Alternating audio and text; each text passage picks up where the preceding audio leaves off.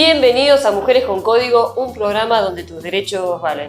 Quienes habla, Fabiana Gugliota, recibiéndolos aquí desde mi buró jurídico. Nuestro buró jurídico está situado en Dardo Rocha 2094, San Justo, La Matanza. Los que quieran contactarse con nosotros lo pueden hacer a través del 15 41 60 28 63 y allí será atendido por uno de nuestros profesionales. Bueno, ¿cómo han pasado esta semana? Uno de los temas que estuvo dando vueltas por ahí fue la creación del NODIO, un organismo que se encarga de visualizar algunos conceptos que crean ellos que no sea conveniente para el público en general. No sé si tiene que ver con la libertad de prensa. En 1811, un día como hoy, justamente se decretaba la libertad de prensa. A ver, los que creen que va a ser un modo de control al periodismo, a los medios, no es nada nuevo. Yo que defiendo el derecho, que practico el derecho, que trato de que no se vulneren los derechos, es muy difícil que el derecho pueda aplicarse y ejercerse de una manera pública, igualitaria y pura. Muy linda nuestra Constitución Nacional, que consagra las garantías constitucionales, pero al momento de aplicarlo es muy difícil no vulnerar un derecho. A ver, si yo ejerzo un derecho y no vulnero el derecho del otro. Recuerdo cuando estaba el gobierno anterior, uno de mis clientes asustado me dijo que calculaba que lo iban a echar porque fue una de las personas que trabajaba en un organismo público. Recuerdan que al finalizar el otro gobierno, antes que el de Macri, se decía que se hicieron muchas designaciones, nuevos empleos dentro de los organismos públicos. Y este cliente específicamente temía por la labor que estaba haciendo. Yo le pregunté qué era lo que hacía y me decía que tenía que estar viendo y escuchando medios de comunicación, y en aquellos donde se hablara sobre Cristina tenía que tomar nota. No es nada nuevo. Por suerte no la despidieron, hasta el día de hoy este cliente sigue trabajando. Lo que quiero decir que es muy difícil que un derecho pueda ejercerse con plena libertad. No solamente lo que tiene que ver con prensa, el derecho a la propiedad, el derecho a tener una vivienda digna. Bien, todos tenemos derecho a tener una vivienda, no podemos avalar de que a cualquier costa. Esto de que las usurpaciones es una forma de que quienes no puedan tener vivienda puedan acceder a eso, la verdad que es una locura. Quisiera saber yo si quienes nos gobiernan, si tienen tantos campos y propiedades, son capaces de darle lugar a estas usurpaciones. Bueno, tenemos que ver un poquito, ¿no? ¿Qué le vamos a dejar a nuestros hijos en cuanto al concepto de qué está bien y qué está mal? Dignifiquemos nuestros derechos, dignifiquemos el derecho al trabajo. Quien implementó el derecho y las garantías laborales fue Domingo Perón. Ustedes saben que, y para los que no les comento, mi ideología es peronista, no kirchnerista. Mi ideología es peronista, pero no kirchnerista. Me saco el sombrero ante Perón, quien fue que estableció las garantías de los derechos laborales que hoy están tan perdidos, ¿no? Hoy no se dignifica el trabajo, hoy se regala el dinero, no se da la posibilidad, por ejemplo, de obtener un crédito para poder trabajar, para poder desarrollar una empresa, para poder construir una vivienda. Bueno, deberíamos volver a esas antiguas ideologías, sobre todo para dejarles a nuestros jóvenes ese valor al trabajo, a sus derechos.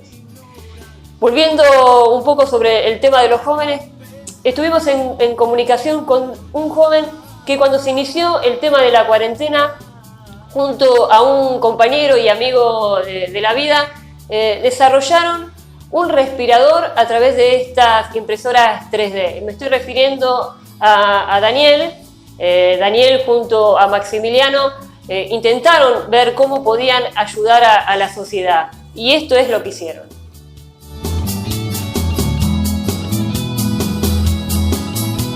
Bueno, Daniel, bienvenido a Mujeres con Código. ¿Cómo estás? Muy bien, muchas gracias. Buenos días a todos. Bueno, hace varios meses, ¿no? Cuando empezó el tema de la cuarentena, surgió tu nombre y estaba conectado con la creación de un respirador. Contanos un poquito cómo fue este tema. Sí, bueno, comenzó, como vos decís, a principios de año, en donde veíamos lo que pasaba un poco en países como España, Italia, con mucha crisis, mucha necesidad, se veía que se venía para estos lados, vimos un poco la necesidad de ayudar, de querer participar, y empezamos a desarrollar junto con un amigo que estamos en el mundo de las impresoras 3D, entre otras cosas, un respirador, algo que sea de fácil acceso, de fácil uso, de bajo costo.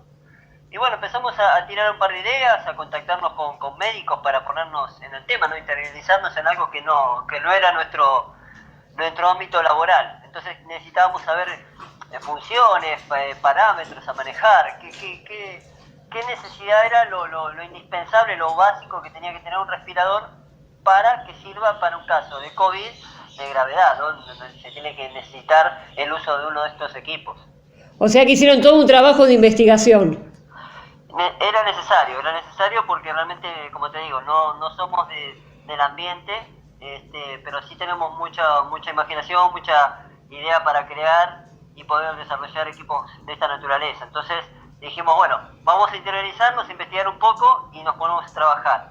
Y bueno, y fue así que empezamos a hacer algunos bocetos, algunas ideas, y tanto de cuanto al diseño físico como de la programación, porque acá tenemos que combinar un poquito de desarrollo de lo físico a lo electrónico, a la programación para poder llevar a cabo todo el proyecto. Así que bueno, así fue el inicio de este proyecto, fue avanzando, donde tuvimos algún punto en donde dijimos, bueno, por acá no es, vamos a probar por allá, y hasta que llegamos a un equipo que se pudo realmente empezar a probar con simuladores. Y hoy ya está aprobado. Sí, hicimos una serie de pruebas, obviamente tuvo en el camino algunos ajustes, algunas correcciones, adicionarle funciones, porque llegamos a hablar con el intendente de Florencio Varela, quien nos puso en contacto con el ingeniero Marola del Hospital de Alta Complejidad del Cruce. Ellos tienen la capacidad, tienen un departamento de electromedicina dentro del hospital y tienen testers de respiradores con los que trabajan habitualmente, y ellos nos pudieron hacer una certificación. Para hacer esa certificación técnica teníamos que cumplir algunos parámetros más de los que tenía nuestro equipo, porque nuestro equipo estaba pensado solamente para adultos en estado de gravedad con COVID. Pero para hacer una certificación técnica con ellos teníamos que también cumplir algunos parámetros para que sea funcional tanto para pediátrico como neonatal. Entonces eso cambiaba un poco los rangos de trabajo de nuestro equipo y la forma de trabajo. Así que adicionamos esas funcionalidades nuevas al equipo e hicimos una prueba con ellos, una certificación, que tenía que tener una condición. Tenías que un margen de error del 10%. Entonces vos te decían un valor y tu equipo tenía que medir más o menos 10% dentro de ese valor. Y realmente sorprendimos a todos porque estuvimos por debajo del 5% de error. Ah, genial. Cada valor.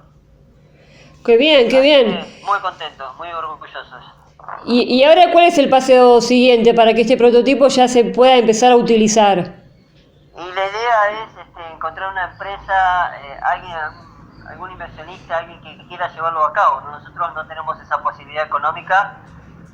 Sí llegamos a tener este prototipo con la idea de mostrar de que esto funciona. Hicimos todas las pruebas técnicas, también contamos con un aval firmado por el director del Hospital Español de La Plata, quien también lo probó con un grupo de médicos, tanto en el Hospital del Español como en la Clínica del Niño.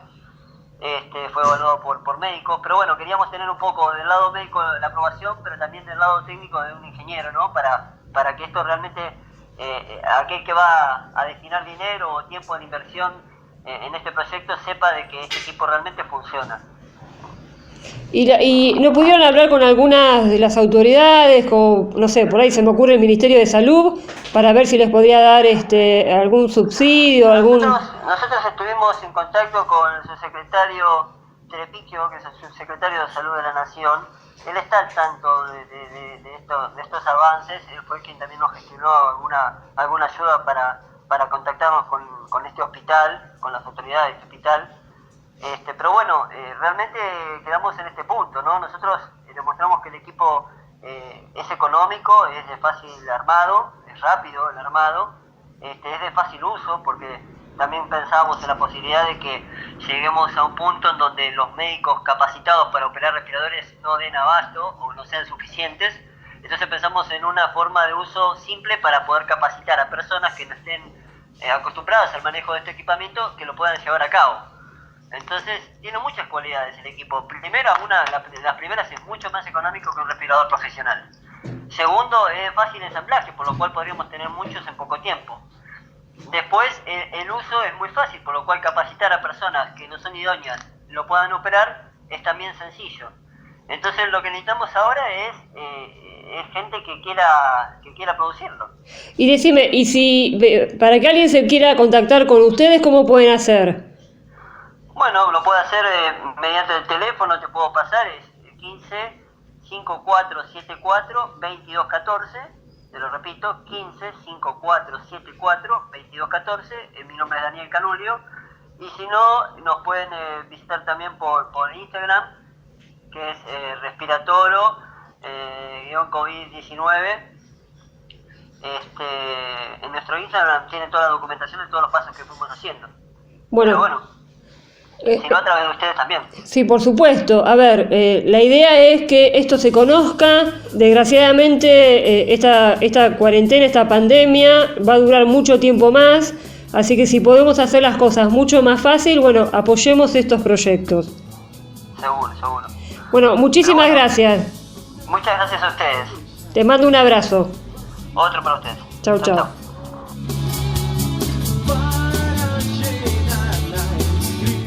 La verdad que ojalá puedan desarrollar este prototipo y puedan encontrar a alguien que colabore con alguna inversión, ya que estuvieron, como nos decía Daniel, hablando con miembros del gobierno y aún no han podido conseguirlo.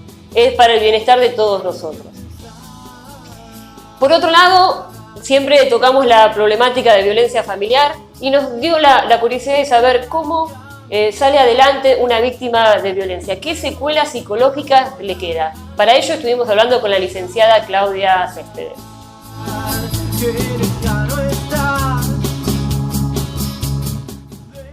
Hay un tema dentro de lo que es violencia de género, del que no se habla a veces tanto o no se conoce tanto, que es las secuelas, los daños que causa en la persona que padece dicha violencia, ¿sí?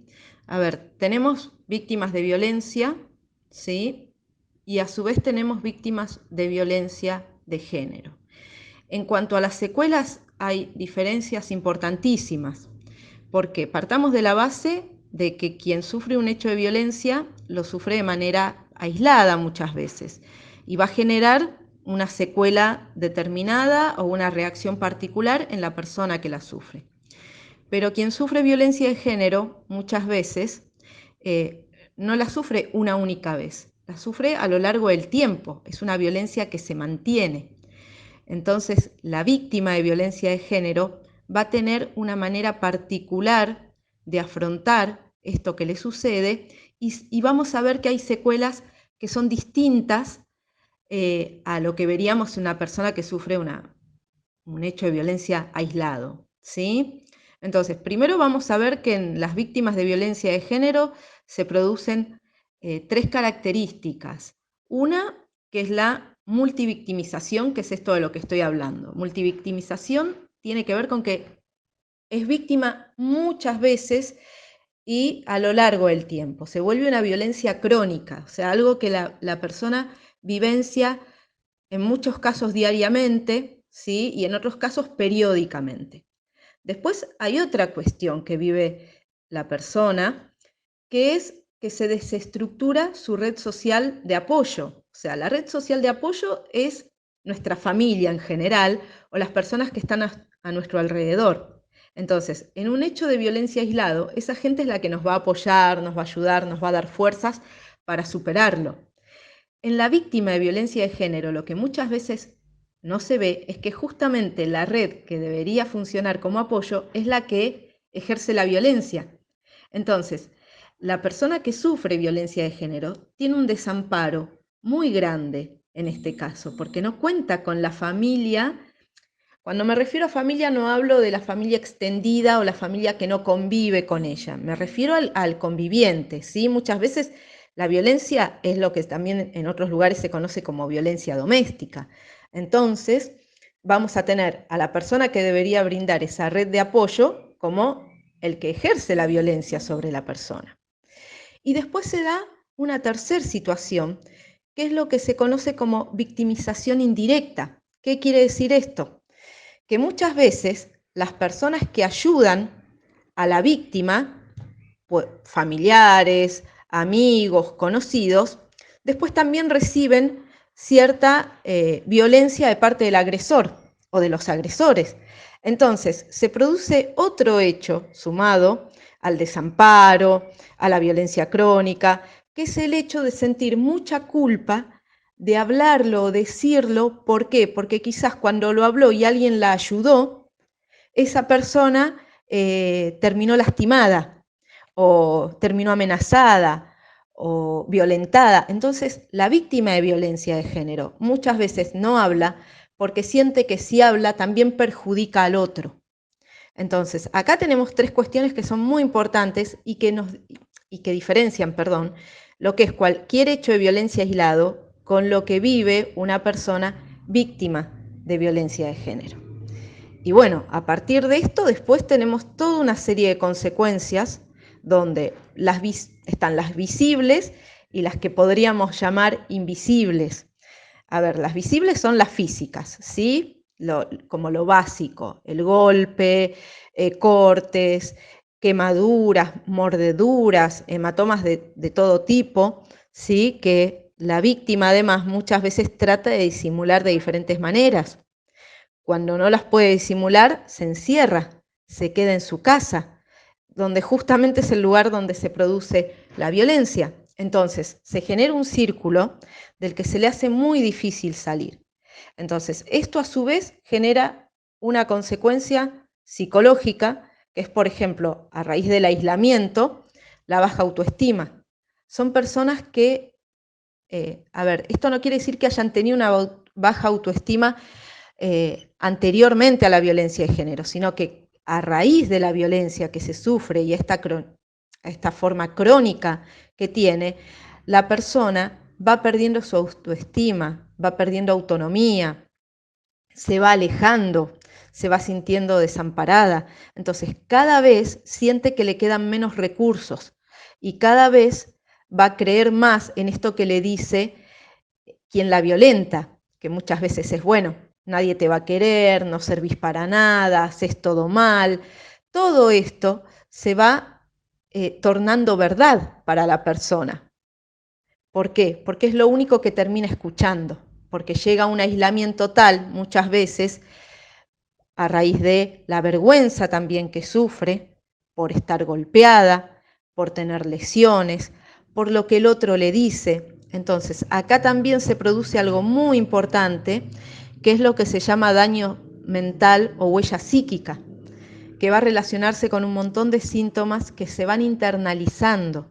La depresión, la ansiedad, quejas somáticas, empiezan a aparecer dolencias corporales que quizás va al médico y no tienen una razón médica o una razón clínica, ¿sí? Se somatiza todo lo que se vivencia, la inadaptación social.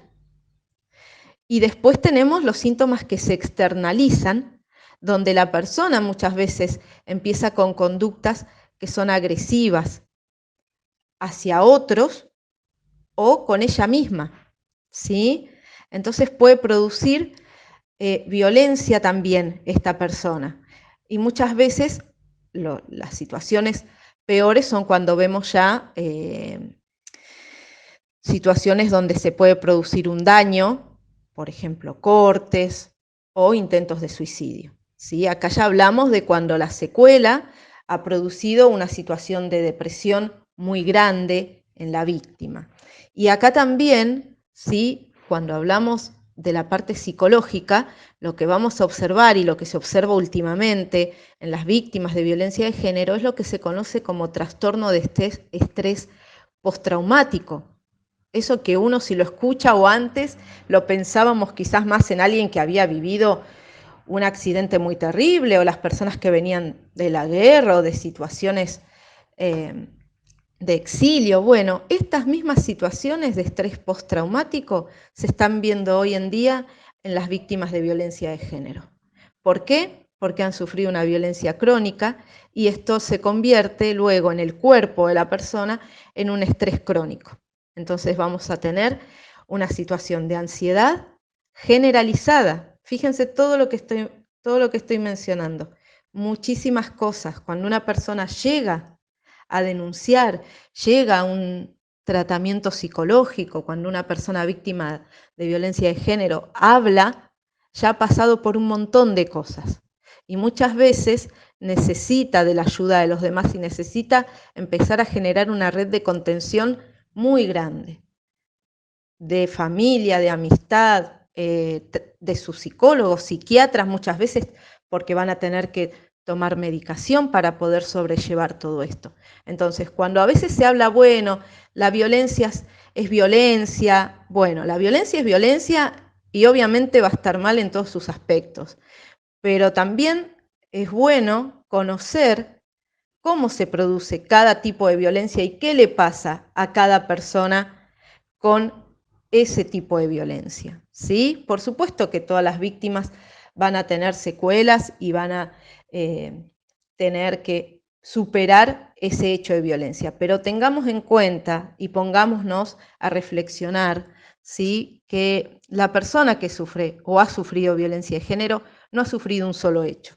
ha sufrido muchísimos hechos de violencia, tanto físicos como psicológicos, y por eso tenemos estos síntomas que no se van de un día para el otro, ¿sí? O estas secuelas que no desaparecen rápido, van a costar mucho tiempo de recuperación en la persona, por eso muchas veces necesitan de una red de apoyo muy grande, ¿sí? Así que bueno, esto es como para que tengamos una idea más amplia de lo que es la violencia de género y lo que produce en el individuo que la padece.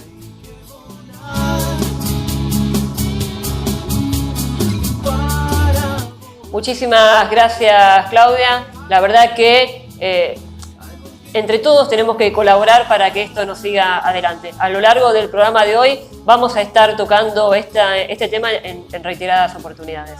Bueno, ahora los invito a escuchar un poquito de música. No sé por qué imaginé que estábamos unidos y me sentí mejor, pero aquí estoy, tan solo en la vida, que mejor me voy.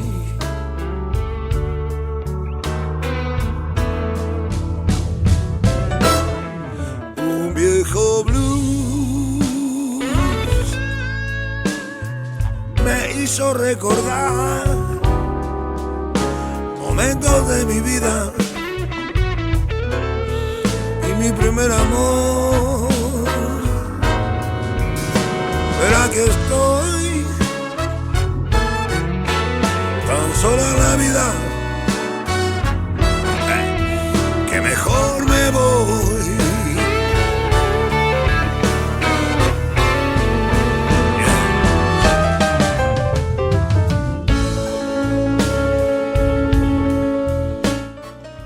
Bueno, y ahora que nos distendimos un poquito, estuvimos hablando con el doctor Ulises Flores desde México para que nos cuente un poquito cómo es la situación de las mujeres respecto a la violencia de género.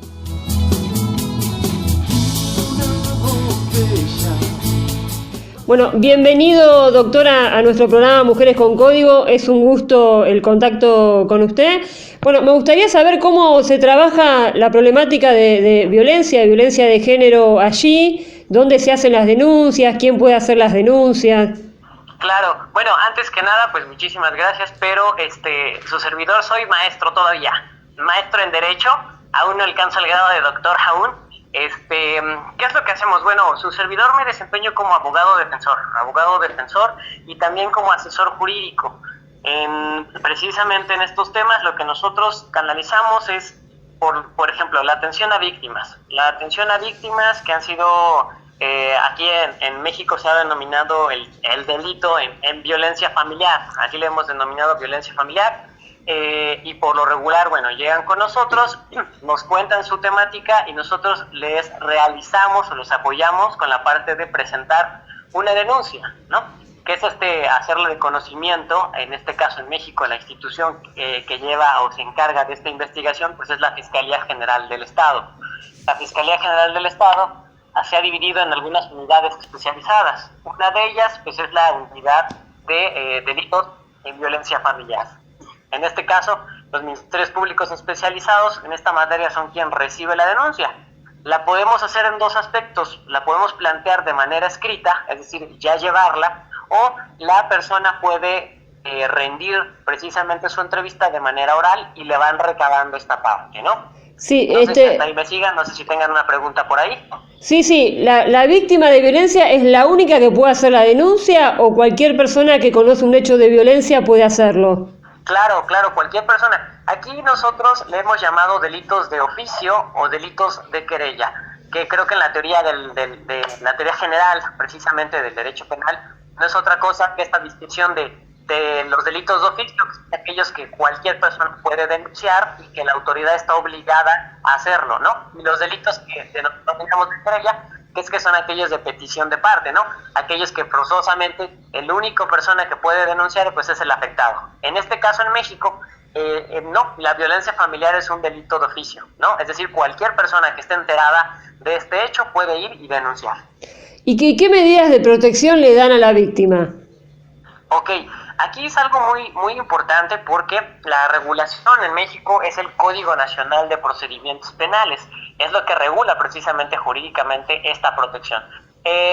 Las medidas de protección, evidentemente, como usted las llamó, son proporcionadas en primer parte por el Ministerio Público, es decir, la institución encargada de Procuración de Justicia es quien puede dictar estas medidas de protección. ¿Cuáles las que por lo regular se conceden? Pues la separación del domicilio, porque pues el porcentaje, si hablamos de porcentajes, esta violencia familiar pues precisamente es entre esposos, ¿no? O cónyuges, ¿no? Entre cónyuges se da esta violencia familiar. ¿Qué hacen? Separan del domicilio, ya sea al cónyuge hombre o al cónyuge mujer, para que se garantice la protección de la persona que está denunciando, ya sean niños o ya sea precisamente el otro cónyuge que está siendo violentado, ¿no? Esa es la principal. Pero ¿cuál es aquí? ¿Cómo funciona? Bueno, desde que se toma la denuncia, ya sea que sea por escrito o ya sea que sea de forma oral, el Ministerio Público analiza y es que requiere urgentemente esa medida de protección para que la pueda ordenar. Ahora, va a pasar un periodo de tiempo, una vez ordenada, porque esta es una medida en la cual se separa a un integrante de la familia del domicilio para ofrecer esa protección. Una vez separada, es revisable a través de un juez. El juez de control tiene que revisar si la medida de protección fue concedida precisamente de manera legal, ¿sale? Entonces es revisable. ¿Qué otras medidas existen y que son también muy comunes? Es que, por ejemplo, a lo mejor muchas veces son novios, porque aquí en México también entre novios, noviecitos, entre parejas que aún no están casadas, no han contraído matrimonio, se da la violencia familiar también por la cuestión de relación que existe. Entonces, a lo mejor no viven juntos, pero sí han sido violentados. ¿Qué medida se ofrece o qué medida dicta el Ministerio Público? Es una medida de restricción, de no acercarse precisamente a esta persona. Sí, lo que aquí medidas las llamamos aquí exclusión del hogar, y esta que acaba de mencionar es una perimetral, una prohibición de acercamiento. Exacto. ¿Y contemplan ustedes la figura de abogado del niño para los pequeños? Aquí no estamos especializados a ese rango en cuanto a defensa de víctimas, pero en cuanto a defensa de inculpados sí es requerible la especialización. Por ejemplo, a manera de ejemplo y para que se entienda mejor, si algún niño es víctima de algún delito, del que sea, cualquier abogado puede atender su asunto, ¿sí? Sin embargo, al revés, si algún niño o algún menor, ¿sí? O algún adolescente es inculpado de cometer algún delito, aquí sí requerimos una especialización. ¿no?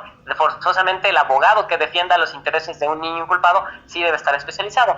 Sin embargo, hay esta especie, en México hay una especie no una especie, es una defensoría pública, una defensoría y también asesoría pública, es decir, los asesores jurídicos aquí en México también son públicos y también garantizan los derechos de las víctimas, en general, no solamente de niños, no solamente de mujeres, sino de cualquier persona que ha sido víctima de un delito. Esa es lo que haría a lo mejor las veces del abogado de niños. En México le tenemos asesores jurídicos gratuitos o asesores jurídicos públicos. ¿Y este abogado del niño representa de forma directa al menor o representa a la madre del menor, quien ejerce la guarda o la tutela del chico, ¿no? En este caso, quien representaría a la madre o al padre de los menores, ¿no? Directamente a ellos, no al menor, porque al menor se ve representado por el padre o la madre, ¿no? O inclusive, como usted dice, a la persona que tenga los derechos de tutoría, ¿no? De custodia, de guardia. El asesor jurídico representa a esa persona que está a cargo del menor. Aquí en la Argentina ya va a ser alrededor de 4 años que los niños pueden tener su propio abogado. Digamos, muchas veces cuando eso está excelente. Hay una contradicción entre el interés superior del niño y el interés superior de un adulto, para que prevalezca el interés del niño, es que este mismo niño puede tener un abogado incluso a su propia elección, ¿no? Eso está excelente y tiene usted mucha razón. Este término del interés superior del menor, algo que ha abordado la Corte Interamericana y que está yendo arraigándose en los países latinoamericanos. Claro, se puede presentar un caso práctico en el que el interés de la madre o del padre es totalmente distinto al del menor. Y le voy a poner un ejemplo, en materia de delitos sexuales. ¿Qué pasa, no? Pareja, papá violenta sexualmente al menor, y la madre a veces está de acuerdo, o la madre no es que a lo mejor esté de acuerdo, sino que lo deja pasar, deja que suceda. Entonces, esta madre pues no va a buscar que se persiga al violentador, es más, va a buscar que proteja al violentador. Yo creo que sería una base esencial, que llegue precisamente este abogado defensor de niños para que represente los intereses, ¿no?, del menor. No, lo que sucede en México pues es que es el asesor jurídico. El asesor jurídico representa al menor a través de la madre o del... Sin embargo, existe otra institución en México, la llamamos es el Instituto para el DIF, Desarrollo Integral de Familia, el DIF por las siglas. Este DIF también hace las veces de representante de la familia, y en este caso podría representar a los menores, ¿no? En este caso podría ser, pero no tiene las mismas funciones que un abogado de niños. Bueno, que sumamente interesante. Igual creo que todos los estados, todos los países van a terminar incluyendo la figura de abogado del niño, más si se adhieren a los tratados internacionales, ¿no?, que tiene que ver con esto. Volviendo a la mujer, ¿aumentaron los casos de violencia con el tema de la pandemia? Sí, lamentable el caso aquí en México. Bueno, como le dijimos, su servidor me dedico a la materia penal. Hay algunos rubros que pararon, pero la materia penal no para, ¿no? Por ejemplo, en la materia civil, en los juzgados civiles, los juzgados laborales que resuelven las cuestiones de despidos, sí pararon. Nosotros no, nosotros continuamos, porque la justicia en materia penal está todos los días, ¿no? Incluso hablamos de términos de horas, no se pudo parar o descansar. Vimos que los índices de violencia familiar se dispararon en esta época de pandemia, ¿no? ¿Por qué? Bueno, porque a lo mejor no estaban acostumbrados a convivir, ¿no? El papá iba al trabajo, la mamá a hacer sus actividades, los niños a la escuela. Pero ahora todos juntos, conviviendo en la casa, yo creo que ahí fue como que el factor. Si a lo mejor ya había algunos problemas, el hecho de tener esta convivencia mayor como que los acentuó los problemas y derivaron en cuestiones de violencia familiar. Y que le repito, los niveles estadísticos en México se dispararon en cuestiones de violencia familiar. Iban al Ministerio Público a cada ratito a denunciar esa parte. Nosotros también fuimos conocedores, asesoramos a algunas personas en materia familiar, nos acompañamos a presentar denuncias. Bueno, eso habrá sido seguramente a nivel mundial, ¿no?, por el problema de la pandemia. ¿Ustedes están manejando los juzgados y los expedientes se están manejando de forma electrónica? Sí, estamos llevando las audiencias en línea. Por ejemplo, aquí en México utilizamos mucho la plataforma denominada Zoom. Claro. donde el encargado, el personal administrativo de los juzgados, nos hace favor de mandarnos nuestros enlaces vía redes sociales, por ejemplo, WhatsApp, nos mandan el link, nosotros nos tenemos que conectar 20 minutos antes de la audiencia, prueban que las cámaras de todos estén bien y se llevan a cabo las audiencias. Les estoy comentando desde el aspecto penal, en donde los imputados o los inculpados o los investigados están igual, prisión, y desde prisión les facilitan el acceso a la tecnología para poder estar en videoconferencia en la audiencia. Bueno, aquí es novedoso. Digo, aquí es similar, sí, también lo hacemos en vía remota las audiencias. Sí, ya nos tenemos que ir acostumbrando a esto. Le iba a contar, caso novedoso fue, eso sí, el aspecto de divorciar. Se divorció a una pareja, es decir, se dio por terminada la relación de matrimonio vía también videoconferencia. Eso fue como lo más relevante. Pero sí, todos los días ya estamos haciendo uso de la tecnología y hay que acostumbrarnos, hay que tomar cursos, sobre todo para las personas que a lo mejor no estamos tan acostumbradas con el uso de la tecnología. Bueno, usted, doctor, por lo que he visto, es una persona joven, yo ya le llevo varias décadas, me ha costado mucho más a mí. Acá todas las audiencias, más que nada lo que tiene que ver con derecho de familia, también es lo que más se toman como audiencias remotas, incluso lo que nosotros llamamos aquí el artículo 12, que es el artículo de la Convención Internacional de los Derechos del Niño, que establece el contacto directo del juez con el menor, también han empezado a tomarse en vía remota. Sí, como usted lo ha visto a lo mejor en la foto de contacto, su servidor, tengo 27 años, y sí, a lo mejor se me hace un poquito más, o se me facilita el uso de la tecnología, pero hay algunos colegas en el despacho que a lo mejor no, que hay que apoyarlos. Así es muy importante eso, ¿no? La cercanía del juez con los menores.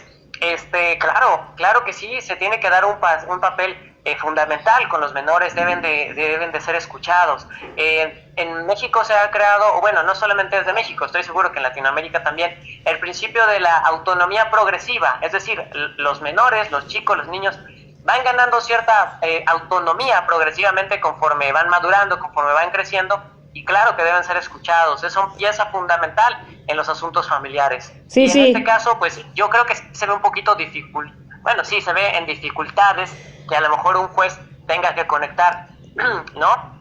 Ya no tenemos esa inmediación, ¿no? Esa inmediación entre el juez y a lo mejor el menor, ¿no? Ya no se siente esa conexión que se tiene, pero es algo que se tiene que acostumbrar y que tenemos que resolver. Así es. Bueno, doctor, muchísimas gracias por la conexión. Espero que no sea la primera y última vez. No, muchísimas gracias a ustedes, gracias por el gusto y con muchísimo agradecimiento, claro que sí, ojalá me vuelvan a invitar y hablamos de otro tema. Por supuesto, le mando un saludo grande. Igualmente, hasta luego. Adiós.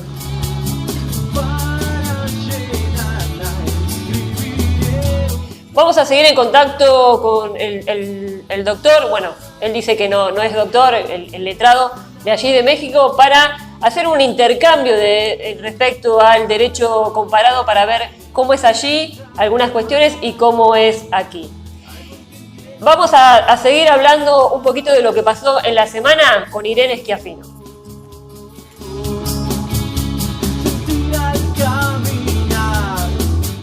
Hola, voy a compartir las noticias de hoy. El vicepresidente de la Cámara de Diputados de Salta, Ignacio Jarzún, pidió pena de muerte para los violadores y justificó que los tucumanos hayan hecho justicia por mano propia con el presunto homicidio de Rocío Abigail Riquel, una nena de 9 años que antes de ser asesinada según la autopsia, fue violada. El presunto autor del delito, un joven de 24 años, fue linchado por los vecinos a machetazos en un acto de justicia por mano propia. Pero el diputado salteño sorprendió al reinstalar desde un lugar institucional un debate que estaba al menos apagado en Argentina. Por otro lado, en un fallo inédito, la justicia del Chaco decretó una medida anticautelar contra cualquier resolución judicial y administrativa que afecte la actividad forestal en la provincia. La decisión se dio tras la suspensión de lo de Montes. Además, la Suprema Corte bonaerense creó el registro de domicilios electrónicos del Poder Judicial de la provincia, cuyos datos podrán usarse, entre otras cosas, para los traslados de demanda o diligenciamiento de oficios. Y como última noticia, con la intención de incluir a discapacitados, la Red de Turismo Accesible de Argentina brindará nuevos cursos de lengua de señas para el ámbito turístico. Y hasta aquí Irene Chafino con las noticias para Mujeres con Código.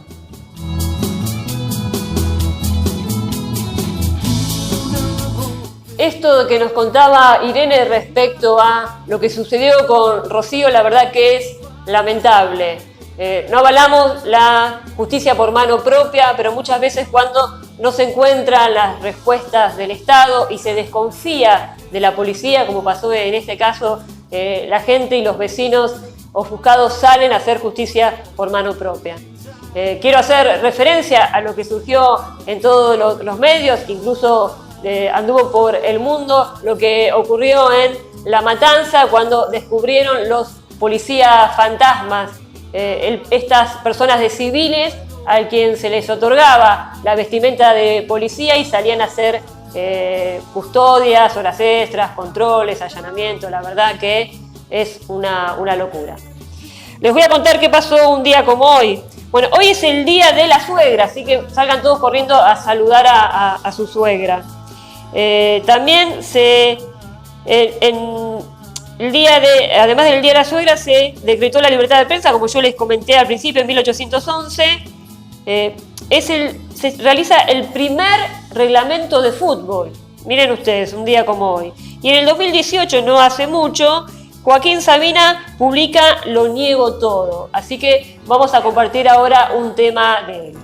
Ni vendedor de humo, ni juglar del asfalto, ni rojo de salón, ni escondo la pasión, ni la perfumo, ni he quemado mis naves, ni sé pedir perdón. Lo niego todo, aquellos polvos y estos lodos, lo niego todo, incluso la verdad. La leyenda del suicida y la del bala perdida, la del santo beodo, si me cuentas mi vida. Más de uno no estará con esto de lo niego todo. Quien no niegan son los que nos acompañan, así que vamos a agradecer a Lili de Lili Costura, quien nos arregla la ropa.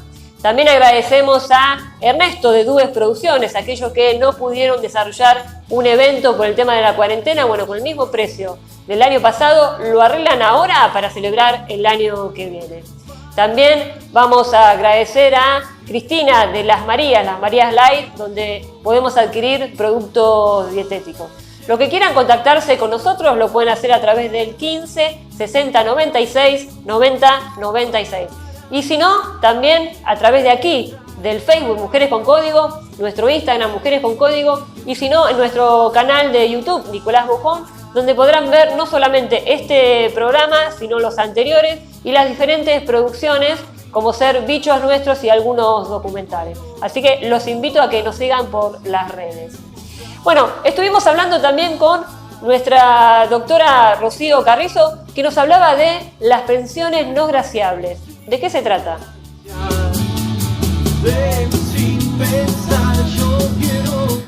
Hola, buenas noches, una vez más aquí junto a ustedes en Mujeres con Código, acompañándolos desde casa. Hola Fabi, ¿cómo estás?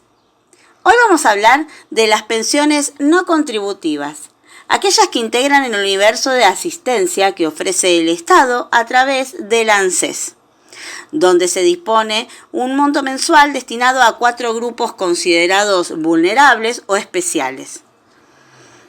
Habilitados para cobrar este tipo de pensiones, aquellos que no tengan aportes previsionales o contributivos, que no posean un trabajo formal en relación de dependencia, bienes, ingresos o recursos mínimos para subsistir, y o parientes directos que puedan suministrarle ayuda o alimentos. Son diferentes de las pensiones contributivas, aquellas que se rige el artículo 53 de la 24241, la que establece que al fallecer un trabajador o un jubilado, luego de haber aportado al sistema lo reglamentado, el cónyuge que enviuda o los hijos pueden acceder a la pensión. Dentro de estos grupos, de acuerdo a la información de ANSES, hay 3 tipos de pensiones no contributivas consideradas formales. Una es la otorgada por invalidez y está destinada a aquellas personas que acrediten una disminución del 76% o más en su capacidad laboral. También está la destinada a madres de 7 hijos o más, que se puede cobrar independientemente del estado civil y la edad de la mujer. Y la tercera es para los mayores de 70 años que no posean cobertura previsional. Existe un cuarto grupo, que son aquellos que perciben una pensión graciable dispuesta por la ley 26.913, sancionado en el año 1983, venida ya la democracia, y se destina a personas que acrediten haber estado detenidas por causas políticas, gremiales y o estudiantiles hasta el día 10 de diciembre de 1983. Pero bueno, vamos a hablar de las pensiones no contributivas por invalidez. Vamos a recordar que para poder acceder a este beneficio, la persona debe acreditar tener el 76% o más en su capacidad laboral, o sea, la persona no puede prestar tareas. Los requisitos son tener menos de 65 años de edad, ser argentino nativo o naturalizado, con al menos 5 años de residencia continuada, y en el caso de ser extranjero, con al menos el 20 años de residencia efectiva en el país.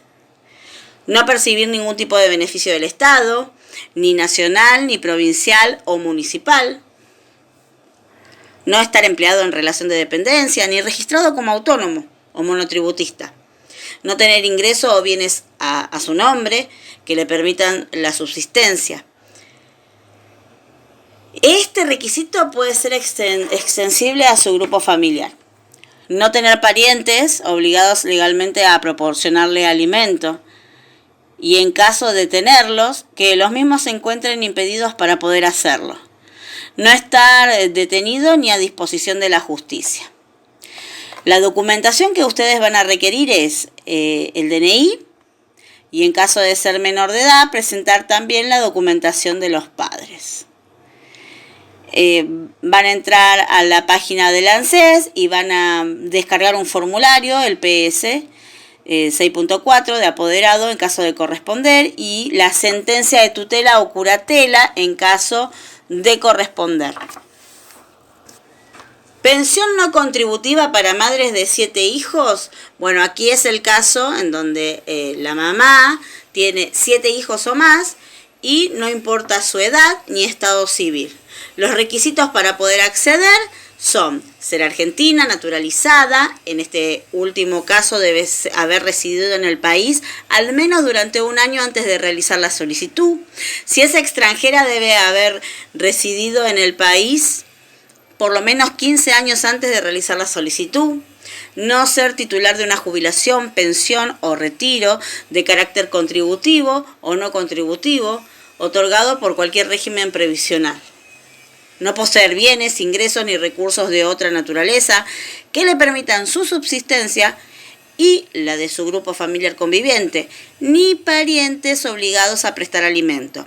Para tener derecho a la prestación, el cónyuge o concubino de la solicitante puede ser beneficiario de un régimen previsional, pero no puede ser titular de una pensión por vejez o de una pensión por invalidez de carácter no contributivo. Esta pensión es incompatible con el cobro de jubilaciones, pensiones, pensión universal para adulto mayor, asignación familiar por hijo, asignación universal por hijo y por embarazo. La documentación que van a requerir al momento de iniciar el trámite es contar con DNI original y copia, un formulario que van a descargar de la página de ANSES, el formulario PS 6.18, una solicitud de prestación previsional. Y por último, la pensión no contributiva por vejez. Esta prestación está destinada a aquellas personas de 70 años o más que se encuentran sin cobertura previsional o no contributiva y el monto será equivalente al 70% de un haber mínimo. ¿A quién les corresponde?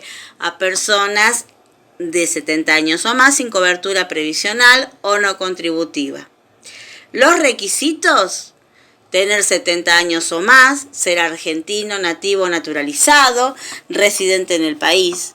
En este caso debe haber residido en el país durante al menos 5 años antes de realizar la solicitud. Los extranjeros deben haber residido en el país al menos durante 40 años antes de realizar la solicitud. No cobrar ni el titular ni su cónyuge una jubilación o pensión o retiro de carácter contributivo o no contributivo, otorgado por cualquier régimen previsional. No poseer bienes, ingresos ni recursos de una naturaleza que permitan su subsistencia, ni la de su grupo familiar conviviente, ni parientes obligados a prestar alimentos. No encontrarse detenido ni de disposición de la justicia, y en el caso de un matrimonio la pensión a la vejez se tramitará solamente en favor de uno de los cónyuges. La ausencia definitiva del país hará perder el derecho al beneficio desde el momento en que se tome conocimiento de ello. Para poder acceder al mismo, va a necesitar la documentación DNI original y copia, formulario PS 6.18, solicitud de prestación previsional, y va a marcar aquella pretensión aquí en este caso que es prestación por vejez. Y un detalle: en el caso de fallecimiento del titular, tiene derecho a cobrarla el viudo o concubino mayor de 70 años, incapacitado, que haya convivido los últimos 5 años anteriores al fallecimiento. Espero que esta información les haya sido de utilidad. Ante cualquier duda pueden contactarnos y sigan con el programa. Nos vemos el próximo lunes. ¡Chao!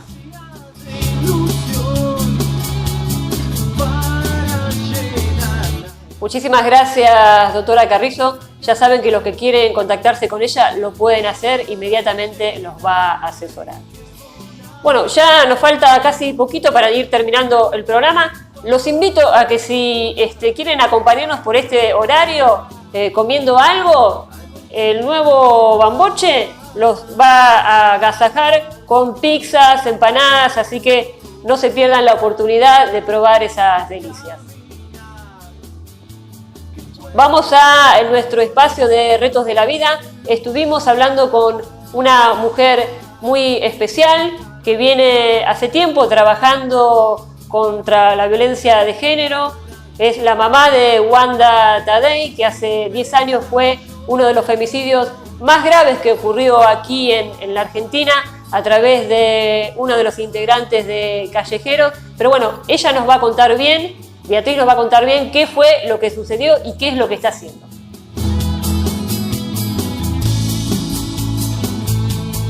Beatriz, ¿cómo está?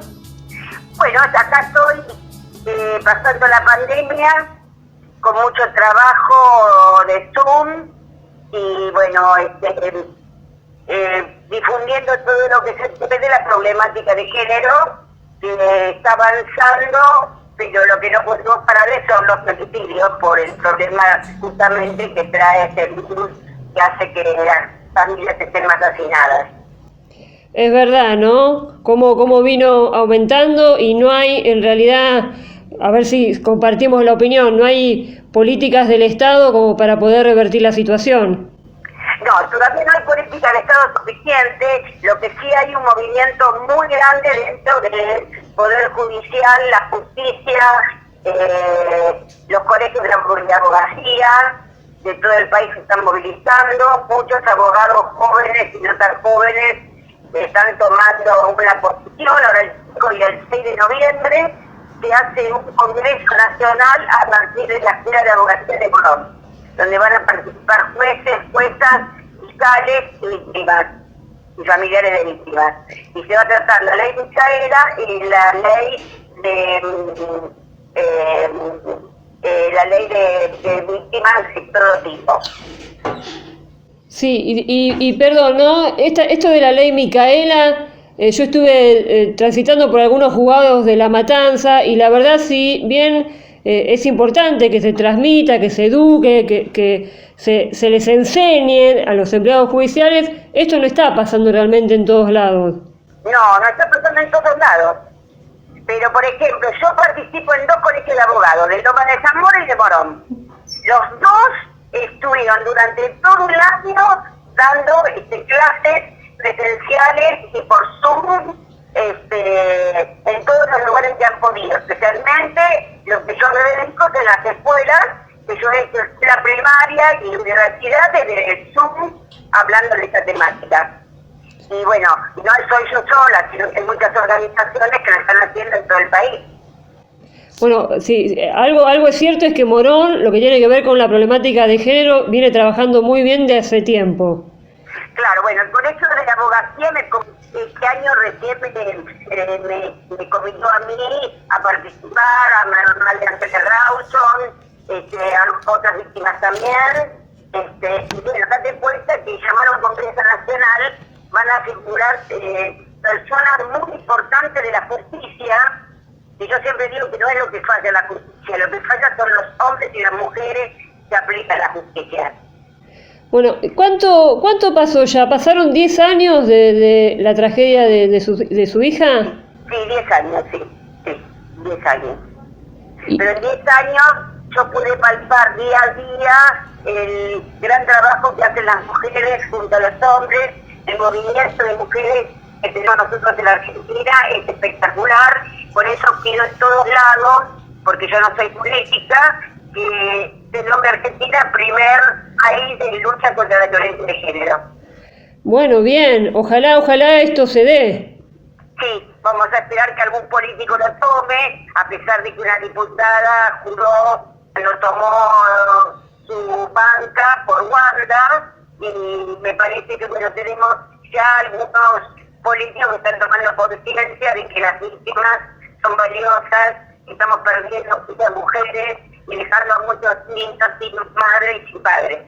Bueno, la verdad que la lucha que vienen haciendo en favor de la mujer es muy grande, desde cómo uno se reinventa desde una tragedia para poder salir adelante y cómo esto se transforma en solidaridad, ¿no? Esto es lo que pasó con ustedes. Sí, y aparte muchos avances, por ejemplo, tenemos club de fútbol, el 25 de noviembre tenemos un Zoom con el club de Starfield, y también hay una comisión de género y diversidad, el independiente, creo que independiente o estudiantes de La Plata, que también tienen comisión de género, cosa que era impensado que en un club de fútbol hubiera comisión de género. La verdad, y es una de las formas más directas para llegar a los jóvenes. ¿Qué te parece? Acertada al hombre, porque bueno, yo soy feminista desde hace 60 años, pero ahora las absolutistas se las ven como hace 60 años como una cosa rara. Hay feminismo que sí, no estoy de acuerdo, porque yo pienso que el cambio tiene que ser entre el hombre y la mujer, que es la célula de una sociedad, ¿no? Sí. Así que yo estoy en una organización que se llama Hombres por la Igualdad, y el día de mañana tengo un Zoom con San Isidro, que también es un partido que se ocupa mucho de la violencia de género. Y nos ha acompañado un montón a nosotros y nos ha ayudado muchísimo en la discusión. Bueno, y si alguien quiere contactarse con ustedes o informarse de qué es lo que están haciendo, ¿cómo lo puede hacer? Lo hacemos todo por Zoom. Está bien, pero en las redes, ¿cómo se contactan con ustedes? En las redes yo estoy como Beatriz Regal. No uso el apellido Tadei porque en el primer momento podía recibir algún tipo de agresión de algunas personas, entonces decidí usar mi apellido de soltera para que no me pudieran contactar tanto. Pero yo estoy como Beatriz Regal. Bueno, genial. Bueno, Beatriz, siempre es un placer y un gusto estar hablando con usted. Al contrario, muchísimas gracias por llamarme, porque quiere decir que les interesa el tema y que la radio es una de las formas de mayor difusión que nosotros podemos tener para que llegue al pueblo lo que está pasando en este momento. Hay que transmitir, porque la única forma de terminar con esto es educar y transmitir. Es un problema sociocultural que hay que cambiarlo y que cuesta mucho. Bueno, un abrazo, muchísimas gracias. Te mando un beso grande, adiós. Adiós.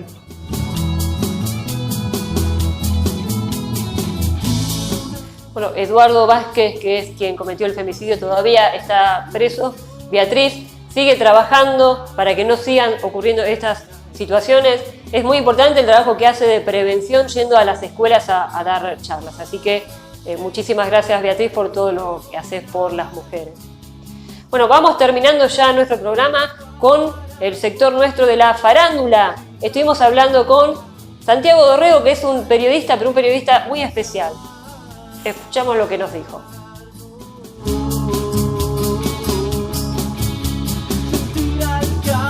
Bueno, bienvenido, Santiago, a Mujeres con Código. Un placer estar hablando contigo. ¿Cómo estás? Bien, muy bien. ¿Cómo andan? Muy bien. Bueno, los periodistas fueron unos de las actividades que no pararon de trabajar, ¿no? ¿Cómo fue el principio con el tema del COVID, cuando tenían que transmitir la información para no causar pánico? ¿Hubo un lineamiento de trabajo? No, mira, nosotros trabajamos de entrada y siempre sin interrumpir y tratando de llevar los protocolos, ¿viste? en el canal que se pudieran.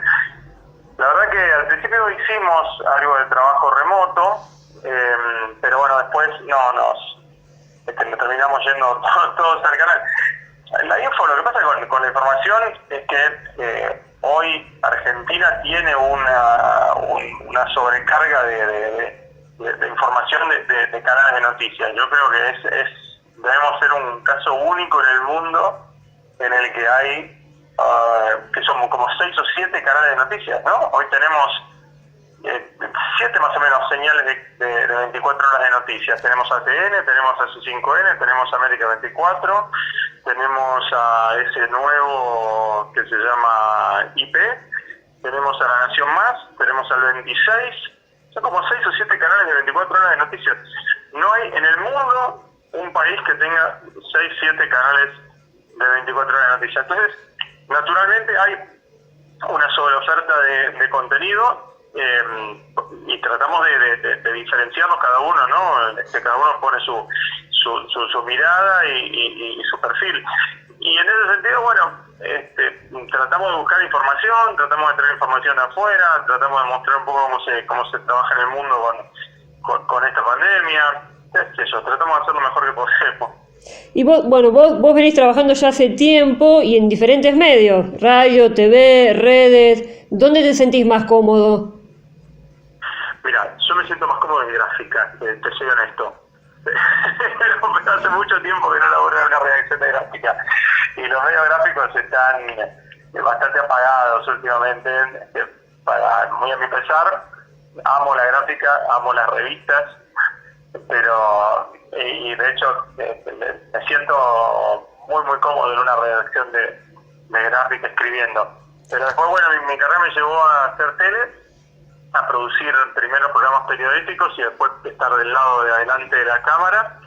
Y bueno, nada, siempre tengo mi corazoncito de redactor de gráfica, pero hoy estoy a full en la tele y el equipo que armamos y el equipo que integro tanto en TNTecno, ¿no? Que hace como 12, 13 años que lo hacemos con el mismo grupo de amigos, como en el noticiero del finde, ¿no? En el sábado y el domingo que me toca conducir hoy con Paula García. La verdad que son equipos geniales, gente muy profesional, que laburan mucho, que laburan muy bien y con muy buena onda, la pasamos bien. Sí, porque bueno, además, más allá de ser periodista, sos conductor, generador de formatos, de programas, de contenidos. ¿En qué momento tenés para el ocio?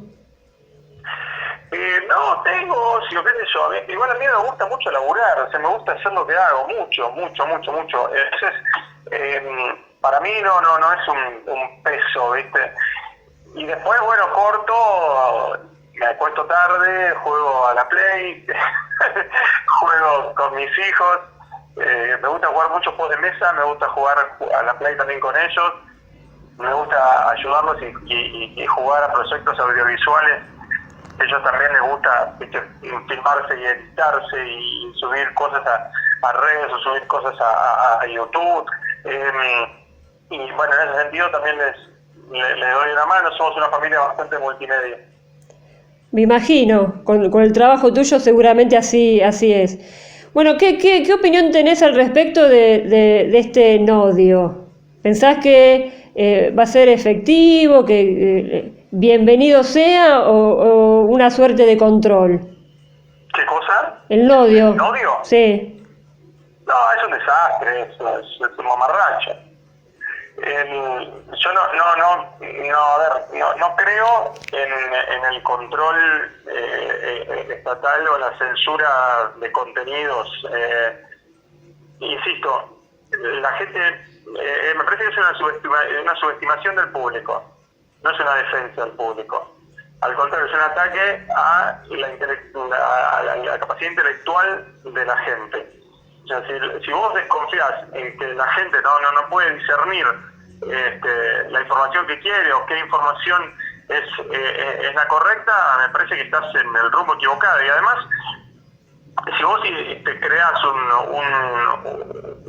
una iniciativa como es este nodio, es porque considerás que el odio se destila en los medios o las fake news se destilan en los medios, estás poniendo la brújula mal.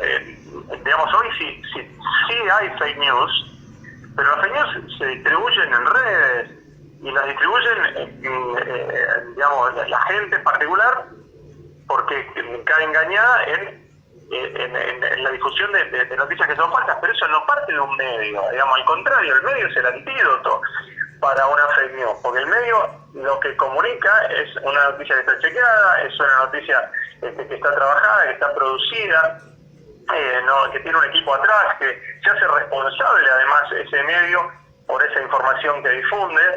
Entonces, cuando mi mamá me manda un WhatsApp y me dice, che, mirá esto, denlo en el noticiero, y me manda una fake news tremenda, ¿viste? Una imagen con un texto, con una cosa completamente falsa. Yo, no, mami, eso es falso. Eso no lo podemos poner nosotros al aire. Yo hago un chequeo rápido y en un punto también la educo a ella, digamos, en que no difunda ese tipo de cosas por WhatsApp con sus amigas.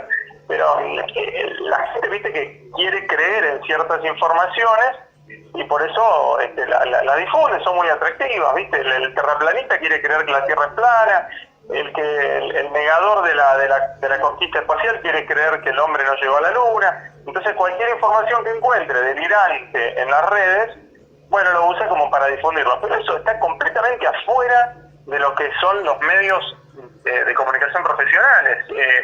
También en comunicación profesional tenemos otro tipo de criterios y ya lo tenemos, y de hecho hay una ley, que es la ley de radiodifusión argentina, la ley de medios, que nos regula. No hace falta ningún organismo que ponga la lupa y revise lo que estamos diciendo, ¿entendés? Es medio... eso es arbitrario y en un punto también es canalla, porque que haya periodistas en ese grupo, dirigiendo ese grupo, levantando el dedito a ver si los otros periodistas dicen lo que a ellos les gusta que quieren decir o no. Y bueno, me parece que es bastante canalla. El ejercicio del periodismo libre, insisto, en nuestro país tiene una historia muy larga, es muy rico, es muy fructífero, y otra vez te lo digo, somos un país donde hay 7 canales de 24 horas de noticias. Eso te amplía muchísimo la mirada y te amplía mucho el abanico. Si no te gusta como lo digo yo, tenés otros 6 canales para ver otro perfil de la información. Tal cual. El teléfono descompuesto existió siempre y esto lo que va a hacer generar es en realidad no odio, sino sí odio, ¿no? Y las peleas entre ustedes mismos. Sí, qué sé yo, me parece que el periodista profesional es su trabajo, da la info, da las noticias, cuenta las historias, baja la información para que el otro lo entienda. Ese es nuestro trabajo, ¿viste? No estar en ese tipo de rosca ni internas, por lo menos yo no trabajo así, yo te cuento lo que pasa. Bueno, vamos a hacer un ping-pong de preguntas y respuestas, ¿dale? Dale. ¿Asado o pastas? Asado. ¿Fútbol o tenis? Para ver fútbol, para jugar tenis. ¿Flores o bombones? soy más de regalar flores. ¿Cerveza o Fernet? No, cerveza, me gusta más. ¿Truco o ajedrez? Truco, más rápido. ¿Mate o café? Café, cafetero siempre, corre por las venas. ¿Un libro? Un libro, Generación X, de Douglas Coupland. ¿Una película? La Bella Durmiente, de Disney, de clásico. ¿Un año que te hubiese gustado vivir, una época en que te hubiese gustado vivir que no es ni la actual ni la que vendrá? Ok, o sea, pasado, en el pasado. Sí, sí. Me hubiera gustado vivir en la década del 30 acá en Buenos Aires. Mirá. Como toda esa cosa así medio de arrabalera, con mucha explosión de inmigración, con un crecimiento de la ciudad explosivo. Me hubiera gustado ver esa época. Te veo, tenés así, si uno te mira y te vestís de esa época, das, Sí, puede ser. Bueno, una noticia bizarra que hayas dado. Una noticia bizarra que vi. Una vez vi una invasión de hormigas argentinas en California. Mirá. Hay unas hormigas que son terribles, que son oriundas de Argentina, y no me pregunté cómo, pero llegaron a California y que se estaban comiendo todo. Mirá vos. ¿Y en algún barco, en algún... No sé. ¿En algún avión? ¿Andás a dónde fueron? Es real, lo chequeé 80 veces, podía no puede ser. Bueno, ¿todos o todes? No todos. Yo uso todo, pero a ver, si necesito o si me solucionan porque es más corto, puedo llegar a usar el tode, pero en general uso todo, me sale naturalmente usar todo, soy un señor nada. Bueno, ¿te considerás un hombre con códigos? ¿Si me considero? Un hombre con códigos. Sí. ¿Por qué? Porque tengo ciertos lineamientos que me gusta mantener en el trabajo, con los amigos, digamos, me considero que soy una persona que respeta ciertos códigos, códigos de nobleza, ¿no? De honestidad. Soy muy directo, soy un tipo que te dice las cosas como son o como bien me parece que son. No tengo miedo de decir que me equivoqué o que me mandé una cagada, te lo digo. Te pido disculpas también, me parece que eso forma parte de tener cierta entereza, como para algunos se manda una. Sí, claro que sí. Bueno, me encantó estar hablando con vos. Muchas gracias. Te mando un beso enorme, muchísimas gracias. Un beso, gracias. Chau.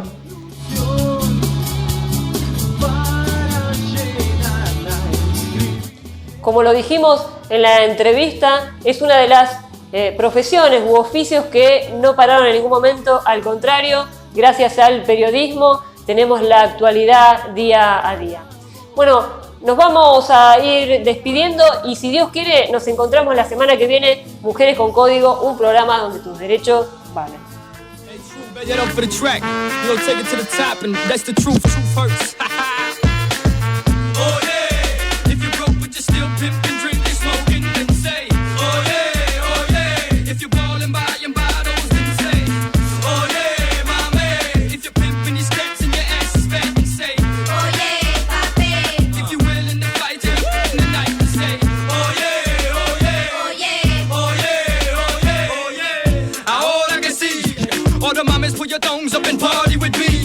On the count of three, everybody claim where you're from. 1, 2, 3.